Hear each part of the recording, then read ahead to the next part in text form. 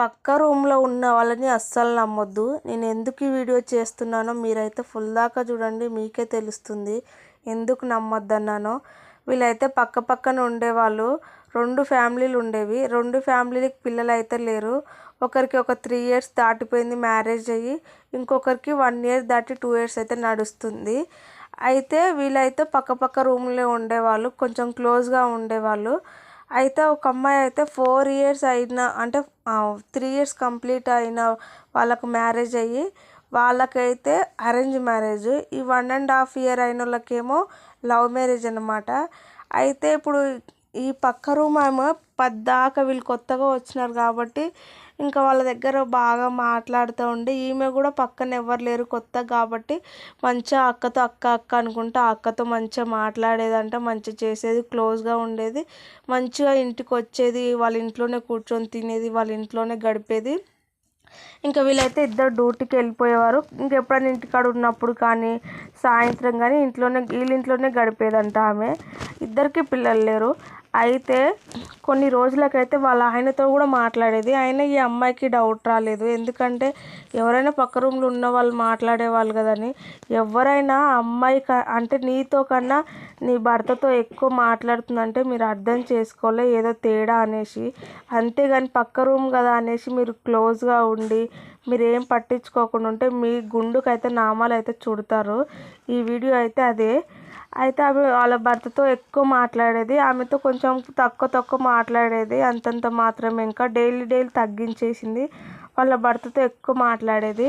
అయితే కొన్ని రోజులకు ఏమైంది, వీళ్ళ గురించి ఇద్దరికైతే తెలిసిపోయింది అనమాట. వీళ్ళిద్దరు ఏదో సంథింగ్ రాంగ్ అనిపించింది. ఎట్లా అంటే ఒకరోజు ఆమె ఈ అబ్బాయికి సైగ చేస్తుంటే చూసింది భార్య.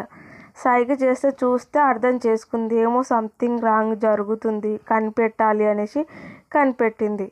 కనిపెడితే ఒకరోజు వీళ్ళిద్దరు కాల్లో మాట్లాడుకుంటూ మెసేజ్ చేసినాయి అన్నీ ఫోన్లో చూసేసింది అనమాట. ఇంకా చూసి గట్టిగా నిలదీసి ఈమెను అడిగితే నాకేం సంబంధం లేదు, నేను ఎప్పుడు మాట్లాడినా, నేను మాట్లాడలేదు అనేసి దబాయించింది.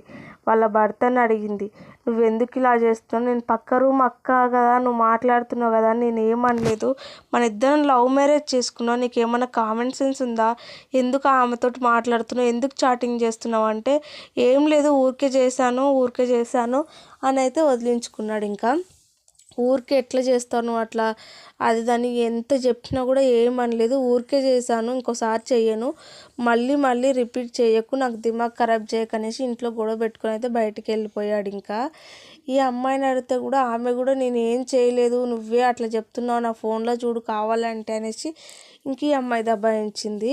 పాపం క్లోజ్ కదా అనేసి, పక్క రూమే కదా అని క్లోజ్గా ఉండి నమ్మితే ఇంకా అబ్బాయికి అయితే లైన్ వేసి అబ్బాయిని అయితే లవ్ చేసిందంట.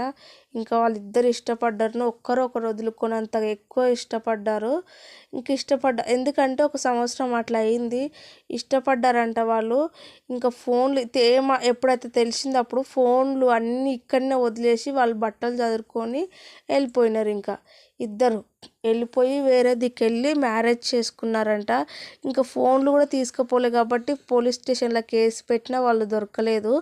ఎవరైతే అరేంజ్ మ్యారేజ్ చేసుకున్నారు కదా, అంటే లేచిపోయిన వాళ్ళ భర్త ఉన్నాడు కదా, ఆ భర్త కూడా పోలీస్ కేసు పెట్టారు, తేలారారు, దొరకలేదు. ఇంకా సరేలే అనేసి ఇంకా అబ్బాయి మళ్ళీ వచ్చి వాళ్ళ అమ్మ నాన్నకు చెప్పారు, మళ్ళీ మీ కూతురు వచ్చినా నేను చేసుకోను, ఉంచుకోను, నేను నా దగ్గర అయితే ఉంచుకోను, ఇట్లా బరి తెగించి వెళ్ళిపోతుందా, ఇలాంటి దాన్ని నేను ఉంచుకోను, నాకేం అవసరము, నేనేం తక్కువ చేసినా తనతో వెళ్ళిపోయింది, వానికి సిగ్గు లేకుంటే మగోనికి వానికి సిగ్గులేదు, దీనికి సిగ్గులేదు, ఆడదానికి పెళ్ళి అయింది, బుద్ధి లేకుండా అట్లా వెళ్ళిపోతుంది నీ బిడ్డ అనేసి వాళ్ళని తిట్టి చేశాడు. ఇంకా నాకు వద్దు అనేసి ఇంక ఈ అబ్బాయి అయితే కొన్ని రోజులకు వేరే పెళ్ళి అయితే చేసేసుకున్నాడు. ఇంకా వేరే పెళ్ళి చేసుకున్నాక ఈ అమ్మాయి అయితే పోలీస్ కేసు ఈ అమ్మాయి కూడా పెట్టింది, ఎక్కడ దొరకలేదు. కానీ ఈ అమ్మాయి ఏమాత్రం మ్యారేజ్ చేసుకోలే, వెయిట్ చేస్తుంది ఖచ్చితంగా వస్తాడని. ఇక అయితే కొన్ని రోజులకు ఎట్లా 1.5 సంవత్సరం అయిపోయింది, అయినా దొరకలేరు. ఎందుకంటే వాళ్ళ దగ్గర ఫోన్ లేదు, ఎట్లా పట్టుకుంటారు, ఇంకా దొరకలేదు. కొన్ని రోజుల తర్వాత వీళ్ళ బంధువుల ద్వారా తెలిసిందనమాట ఒక ఏరియాలో ఉన్నాడనేసి. అయితే ఆ ఏరియాకి కానిస్టేబుల్ని తీసుకొని పోతే ఆ ఏరియాలో ఫోటో చూపించి అడిగితే అందరినీ ఇక్కడ ఉంటాడు, ఈ రూమ్లో ఉంటాడని చెప్తే ఆ అబ్బాయిని అయితే పట్టుకొచ్చి ఇద్దరిని పట్టుకొస్తే ఆల్రెడీ పెళ్ళయింది, వాళ్ళకు ఒక బాబు కూడా పుట్టాడు. ఇంకా ఏందిరా ఈ బాబు ఎవడంటే నాకు పుట్టిన బాబే సార్ అని చెప్పినాడు. ఎందుకు ఇట్లా చేసినావురా, నీకు పెళ్ళి అయింది కదా, నువ్వు లవ్ మ్యారేజ్ చేసుకున్నావు కదా, ఎందుకు లేచిపోయినావు అంటే నాకు అప్పుడు ఆమె నచ్చింది, ఇప్పుడు నచ్చట్లేదు, నాకు ఇప్పుడు ఈమంటేనే ఇష్టం, ఈమెతోనే ఉంటాను అంటే కేసు పెట్టిస్తానురా, కేసు పెట్టి బొక్కలు వేపిస్తానంటే ఏమన్నా పెట్టండి సార్, నన్ను కొట్టండి చంపండి కానీ నేనైతే ఆమెతోటి ఉండను, నాకు ఈమెనే కావాలి, నాకు ఇప్పుడు కొడుకు కూడా పుట్టిండు, నేను ఎలా వదిలేయాలి, నేను వదిలేయను అని చెప్తాడు. ఇప్పుడు ఆమెను అడిగినా కూడా ఆమె కూడా అట్లా చెప్తుంది, నేను వదిలేను సార్, నాకు కొడుకు పుట్టిండు, నాకు ఇతనే కావాలి అని చెప్పేసి ఇద్దరు తెగించరు.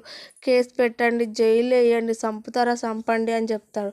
ఇంక ఈ అమ్మాయి అయితే ఏం మాట్లాడాలో అర్థం కాక రెండు చెంప మీద వేసి ఎందుకు ఇట్లా నా జీవితం నాశనం చేసినావు, నేను నమ్మి వచ్చి నేను లవ్ చేసి నేను పెళ్లి చేసుకుంటే ఇట్లా చేస్తావా, నీకేమన్నా బుద్ధి ఉందా, కామన్ సెన్స్ ఉందా అని తిట్టి చేస్తే ఏం చెప్పినా అసలు కుయ్యమనలే కైమనలే. ఆ అమ్మాయికి ఏం సమాధానం చెప్పలేదు.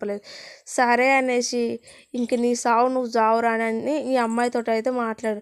అమ్మ నేను ఇంత డబ్బు ఇప్పిస్తాను, 15 లక్షలు ఇప్పిస్తాను, నువ్వు తీసుకొని వెళ్ళిపో, నీకు మంచి లైఫ్ ఉంటుంది, ఇలాంటి వాళ్ళతో నువ్వు సంవత్సరం చేసినా కూడా నీ జీవితం నాశనము, ఇప్పుడే ఇట్లా చేసినంటే ఫ్యూచర్లో ఇంకేం చేస్తాడో, నీకు ఇంకా పిల్లలు పుట్టలే, సంతోషించు, అర్థం చేసుకొని నా మాట విని వెళ్ళు, నువ్వు వాని మీద కేసులు వేసినా నీ కేసు నడుస్తుంది కానీ నువ్వు కూడా తిరగాలి, నీ డబ్బులు ఖర్చు అవుతాయి, ఇంకా నీ జీవితం నాశనం అవుతుంది, నువ్వు ఇప్పుడు జాగ్రత్త పడి డబ్బులు తీసుకొని పోయి నీ లైఫ్ నువ్వు చూసుకో, మంచిగా ఖచ్చితంగా మంచి లైఫ్ ఉంటుంది, ఏం బాధపడకు, ఇట్లాంటి పనికి మాలినోడు పోతే మంచి లైఫ్ నీకు ఉంటుంది, మంచి భర్త, అర్థం చేసుకునే భర్త వస్తాడని ఆ అమ్మాయికి నచ్చ చెప్పించి పైసలు ఇప్పించి ఇంకా అమ్మాయిని అయితే పంపించేశారు. ఇంకా వాళ్ళైతే పోలీసులు ఇంకా వీళ్ళిద్దరు మీ సావు మీరు చావండి, ఏమన్నా చేసుకోండిరా, ఆ అమ్మాయికి అయితే 15 లక్షలు అయితే ఖచ్చితంగా ఇవ్వాలి, లేదంటే నేను బొక్కలు ఇరగొడతా నిన్ను అనేసి అంటే సరే సార్ అని చెప్తారు.